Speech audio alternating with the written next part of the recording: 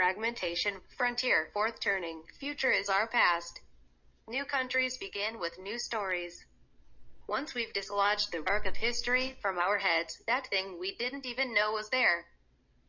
The story that told us of the U.S. establishment's inevitability and institutional goodness, once we've realized just how similar that story is to the USSR's similar narrative of inevitability and institutional goodness, once we've realized we can't count on the U.S. establishment to be the leader of the free world, or even to successfully manage its domestic affairs anymore, what's left? We're going to need new stories. Movies where the big decision doesn't end up on the U.S. president's desk, where the U.S. military isn't counted on to save us from aliens. News feeds that don't put American events by default on the front page. Supply chains and digital services that don't rely on an increasingly unpredictable and anarchic America. Stories that decenter the U.S., in other words, but that still give the world hope. That movie point is a disorienting one, isn't it? You might be tempted to say it's not important. But it's all important. We don't tell fictional stories about the Kazakhstani military saving the world because it wouldn't be realistic. And after 2021, it isn't realistic to make stories about the U.S. establishment saving the world either. For example, a movie like 2011's Contagion that depicts a competent CDC is now just too far away from reality to permit suspension of disbelief. So instead we get a movie like 2021's Don't Look Up, which depicts a chaotic America that's still somehow the center of events, still the country which the world relies on, but whose internal chaos causes it to fall short. The next movie in that imaginary trilogy will probably not center America. What could it center instead? Unfortunately, the default right now would be to center China. The Chinese are, after all, putting out blockbuster movies like Wolf Warrior 2 and Battle of Lake Changjin, where they beat the Americans, save the world, and end up as number one. They have that civilizational confidence. And these movies are not laughable like they would have been even a decade ago. China is a real contender for the crown, unlike Chad or Chile. So that's the set of stories that is waiting in the wings.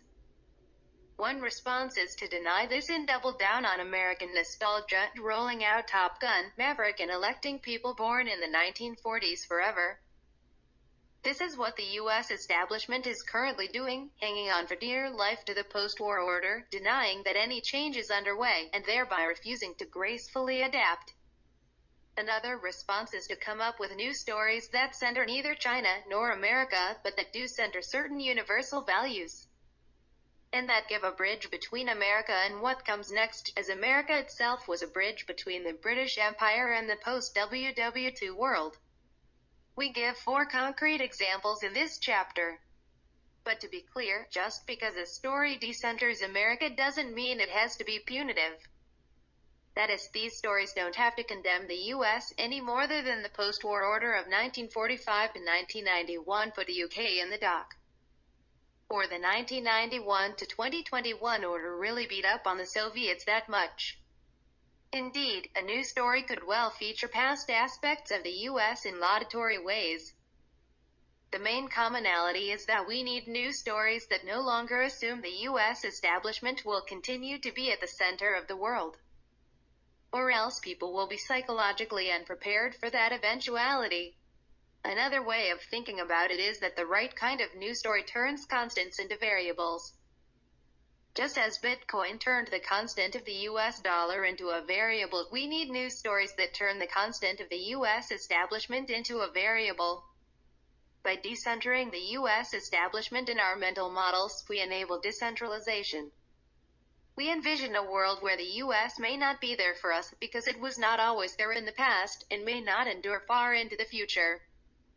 Here are 4 such stories. The first is the tale of the fragmentation of the post-war consensus. The second is a generalization of Frederick Jackson Turner's frontier thesis. The third recapitulates the fourth turning concept from Strauss and Howe, as well as Turchin and Dalio's work, all of which predict significant conflict to come in the West. The fourth talks about how our future is our past, how the mid-20th century is like a funhouse mirror moment. and how we are now seeing a bizarre phenomenon where we repeat past events but get opposite outcomes. All of them turn constants into variables, as they describe a pre-American era where the U.S. didn't yet exist, and thereby prepare us for a post-American period where the U.S. in its current form no longer exists. The Fragmentation Thesis. The Sovereign Individual, written in 1999, is an incredible book that nailed many aspects of our digital future decades in advance, Bitcoin Prime among them. We won't recapitulate the whole thing here, but in short the thesis is that after many generations in which technology favored centralization, railroads, telegraph, radio, television, movies, mass production, since about 1950 it is now favoring decentralization, transistor, personal computer, internet, remote work, smartphone, cryptocurrency.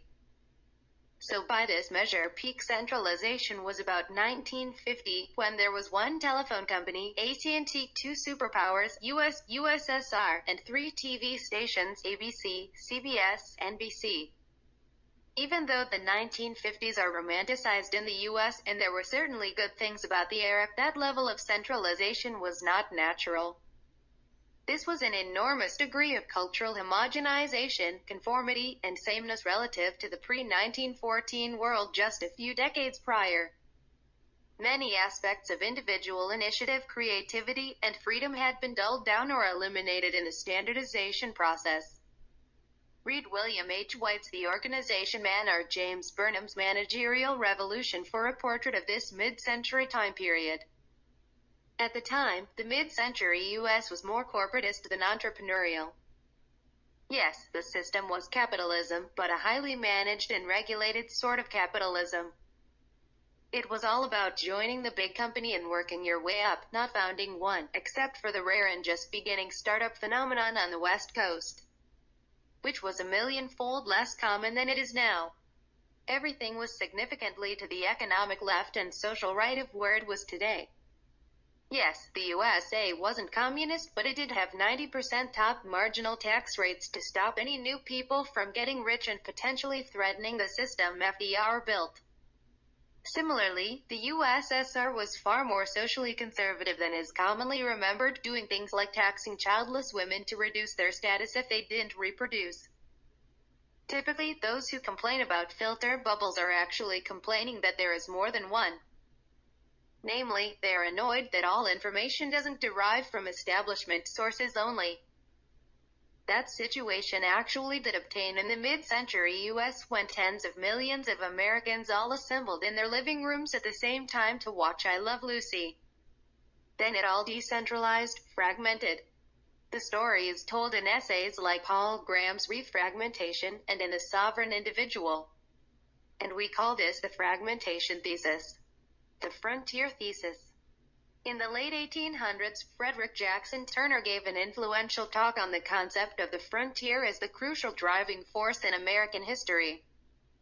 At that time, it was understood that the free land of the frontier was crucial to the U.S. in several ways, as a way for the ambitious to seek their fortunes, as a national aspiration in the form of manifest destiny, as bare land for social experiments. Today, of course, the concept of the frontier and manifest destiny is not only not admired, but has been pathologized since the 60s by the same deconstructionism that is one half of wokeness. You know the story. The American frontiersmen, like Columbus before them, were racists, colonialists, and imperialists. But 2 points on this before we proceed. The first is that there were tribes fighting in the Americas before the arrival of the Spanish, the British, and the like. The Europeans simply represented tribes N+1, N+2, and so on. Had one of the Native American tribes developed a technological edge over any of the European tribes, had they invented oceanic navigation, they would likely have invaded Europe. We can infer this because when the Mongols had a similar technological edge, they did invade Europe, and b. many North American tribes were by contemporaneous accounts people accustomed to war. So, it's old-fashioned, but it's probably healthier to think of the Native Americans more like the 300 Spartans than as helpless victims. Brave warriors who fought valiantly but lost to superior forces. The second is that if you read books like Reich's Who We Are and How We Got Here, it makes clear that history is a boneyard. Contra the opening notes of Microsoft's recent Ignite conference. There's probably not a single ethnic group on the planet that simply peacefully occupied their plot of land since time immemorial. One tribe's homeland was once their distant ancestors' frontier. So, with that as preface, let's generalize the frontier thesis. One way of thinking about it is that the frontier actually opened in 1492, well before the founding of the Americas. What's little known is that Columbus's voyage to the New World was in part driven by the Ottoman blockade of the Eastern Mediterranean. It was an attempt to find an alternative path to India around the Ottomans, but it ended up using technology to reopen the frontier in the face of political roadblocks. From 1492 to 1890, Europeans had what they considered a frontier. It started with transatlantic navigation and the discovery of the New World, then proceeded to European colonialism, and from there to the independence of the U.S. and Western expansion via Manifest Destiny. Towards the end of this period, authors like Charles Nordhoff and Communistic Societies of the United States noted how important the frontier was. How bad it would be if that avenue for ambitious men was closed off, and how nasty the trade unionists were getting. Hitherto, in the United States, our cheap and fertile lands have acted as an important safety valve for the enterprise and discontent of our non-capitalist population.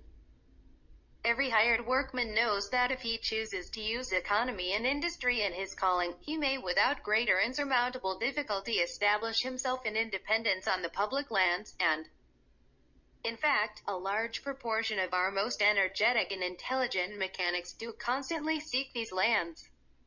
I do not doubt that the eagerness of some of our wisest public men for the acquisition of new territory has arisen from their conviction that this opening for the independence of laboring men was essential to the security of our future as a free and peaceful state. Any circumstance, as the exhaustion of these lands, which should materially impair this opportunity for independence, would be, I believe, a serious calamity to our country. And the spirit of the trades unions and international societies appears to me peculiarly mischievous and hateful, because they seek to eliminate from the thoughts of their adherents the hope or expectation of independence. The member of a trades union is taught to regard himself, and to act toward society, as a hireling for life, and these societies are united, not as men seeking a way to exchange dependence for independence, but as hirelings determined to remain such, and only demanding better conditions of their masters. If it were possible to infuse with this spirit all or the greater part of the non-capitalist class in the United States, this would, I believe, be one of the gravest calamities which could befall us as a nation, for it would degrade a mass of our voters, and make free government here very difficult. If it did not entirely change the form of our government, and expose us to lasting disorders and attacks upon property. Nordhoff was right. The aggression of the trade unions eventually led to the communist revolutions which killed tens of millions of people globally, led to lasting disorders and attacks upon property, and generally became the bane of the world. We can attribute some of this to the pause to the closing of the frontier in 1890. That closing took away paths for ambitious men, and ensured that they couldn't easily become founders on their own plot of land. They had to become union organizers, or revolutionaries, or demagogues of some kind. Without the frontier, it all became zero-sum. And thus we entered the steel cage match of the 20th century between fascism, communism, and democratic capitalism. There were some important frontier-related technological developments during this period in space shuttles and cruise ships, but the frontier itself was not open. Humanity managed to survive through a bloody 20th century. After 1991, the frontier reopened as commerce on the internet was legalized. By the late 2010s, the combination of centralization and wokeification in the West and Shiification in China threatened to close this frontier too. But BTC and Web3 and the open metaverse have given the digital frontier a new lease on life. Today, if we assess where we're at, there are 4 possibilities for the frontier: the land, the internet, the sea, and space. Right now, there are 7.7 B people on land, 3.2 B on the internet, about 2 to 3 M on the high seas, and less than 10 currently in space. So, practically speaking, an internet frontier is easier than the other three. If we're lucky, we'll be able to use the concepts from the network state to reopen the physical frontier through a hybrid internet land strategy, as described in this book. To summarize, the period of European greatness corresponded to the open frontier from 1492 to 1890.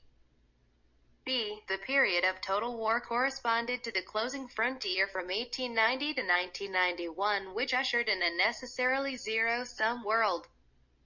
C. The peaceful reopening of the digital frontier could lead us again to a time of greatness. D. The American and Chinese establishments are trying to close that frontier and trap us into the same steel cage match of the 20th century. E. But with sufficiently good technology, we might be able to escape these political roadblocks and reopen not just a digital frontier, but a physical one, on remote pieces of land, on the sea, and eventually in space. This is what we refer to as the generalized frontier thesis. The fourth turning thesis.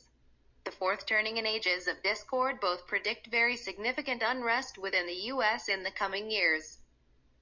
Ray Dalio does as well in Principles for Dealing with a Changing World Order, though he confines most of his comments to monetary apocalypse. Their models are somewhat related.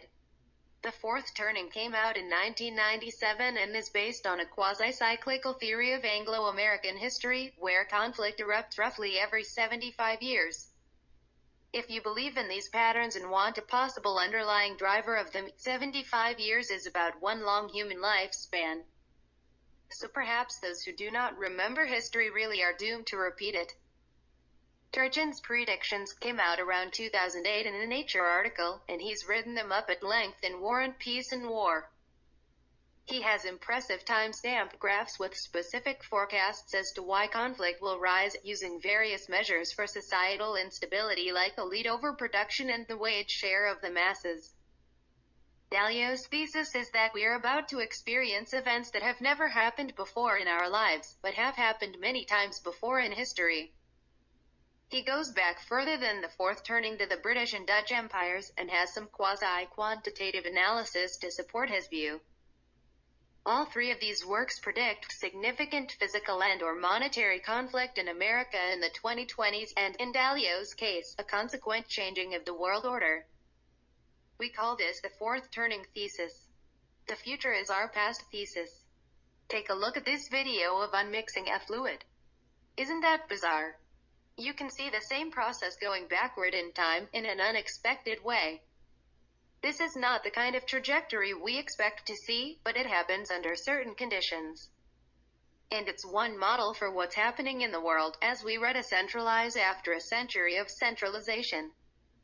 In other words, an important consequence of the fragmentation thesis is that our future may be more like our past.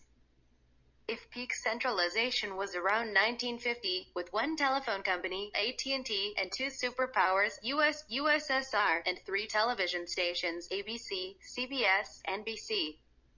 We grow more decentralized as we move in either direction from that point. Essentially, the invention of the transistor in 1947 is like a mirror moment.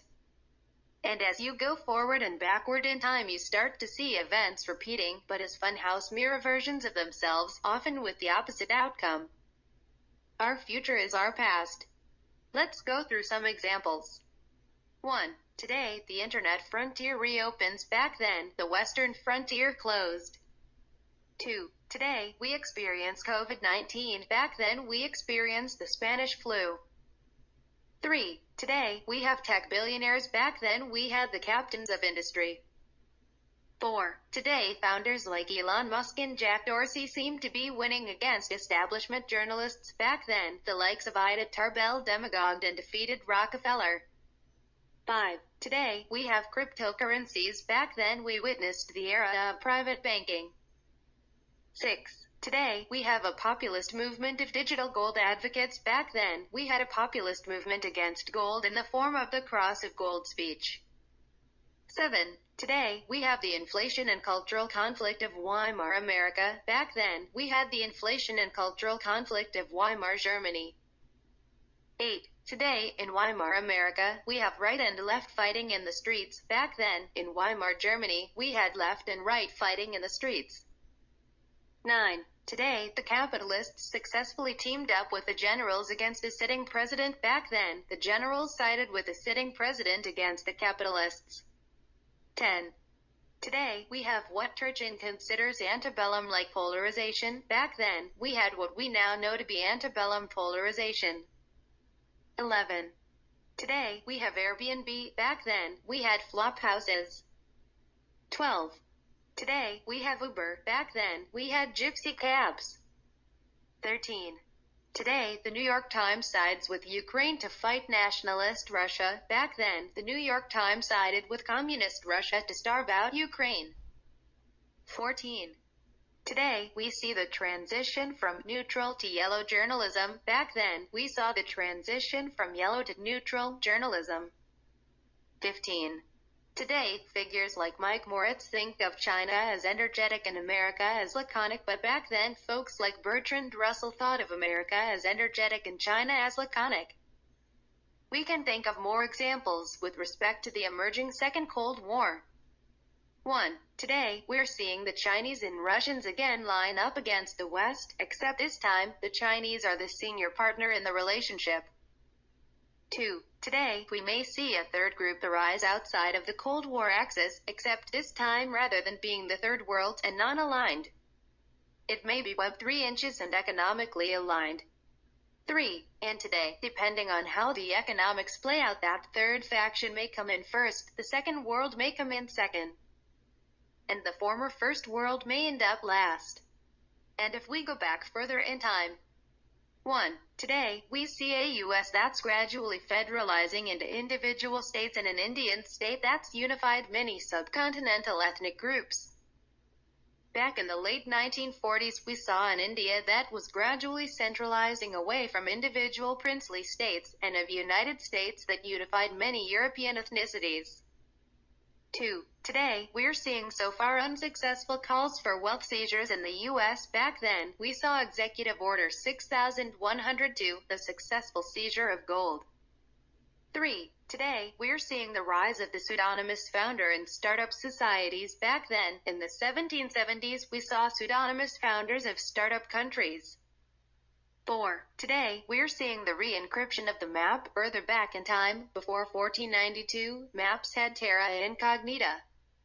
The careful observer will note that these events aren't all happening in exactly the same reverse order.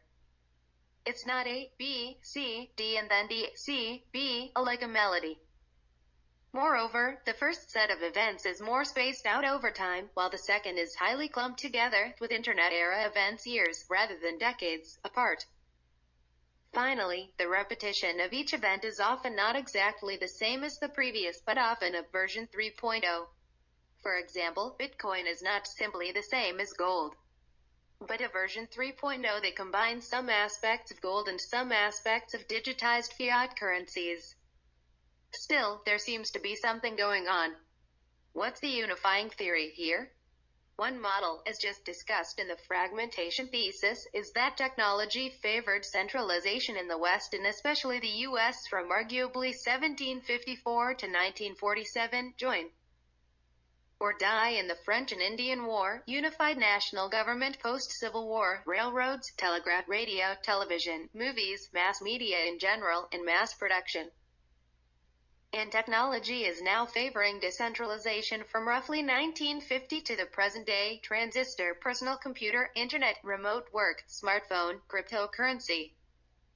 So, in the West, the grip of the centralized state has begun to slacken. The East is a different matter. After a century of communism, socialism, civil war, and partition, China and India are more internally unified than they've been in a long time. Before we immediately jump to thinking that world is ending, though, we should note that during the rise of Western centralized power, people understandably complained about centralized power and homogeneity. Just as today during the fall of Western centralized power they are complaining about fragmentation and lack of common voice. That doesn't mean we've come full circle, exactly. As per the helical theory of history, we might have progressed or regressed. But there may be an underlying cycle. The empire, long divided, must unite. Long united, must divide. Anyway, this model would explain why we're seeing an inversion. There was an upward arc that favored the centralized state. But now we're in the middle of a downward arc that favors the decentralized network. So various historical events are recurring with the opposite results, like the fluid flowing in reverse. And that's the thesis on how our future is our past.